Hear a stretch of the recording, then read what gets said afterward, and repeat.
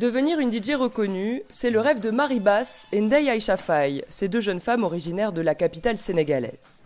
Mais depuis qu'elles se sont lancées dans le métier, elles doivent affronter de nombreux préjugés. Il y a des amis, quand tu dis que tu es DJ, ils te diront que c'est un métier d'homme.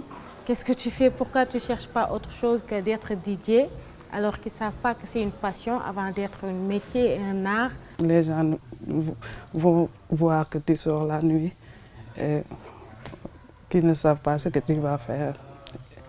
Ils vont dire des choses sur toi, il faut laisser ça, c'est haram. Mais moi, je veux être une grande DJ.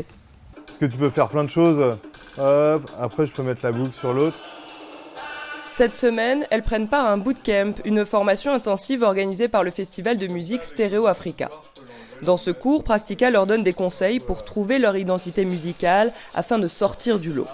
Ce DJ français, qui a longtemps vécu en Afrique de l'Ouest, a vu depuis 2 ans les initiatives se multiplier pour encourager les femmes DJ. J'ai été à Bamako, il y avait la Mousso Academy, donc c'était des DJ femmes qui se regroupaient entre elles. Et donc moi j'ai pu former quelques femmes là-bas. Il y a aussi, alors je crois que c'est, il y a en Côte d'Ivoire, en Afrique il y a des regroupements, mais je pense qu'il y a partout dans le monde. Collectif de femmes, soirée à la programmation 100% féminine. En Europe aussi, les femmes sont de plus en plus nombreuses à animer les soirées. À l'image de Rokia Bamba, DJ bruxelloise, qui mixe, elle, depuis plus de 10 ans. C'est un milieu vraiment ancré dans la masculinité. Donc c'est assez difficile d'élaguer pour pouvoir faire sa place.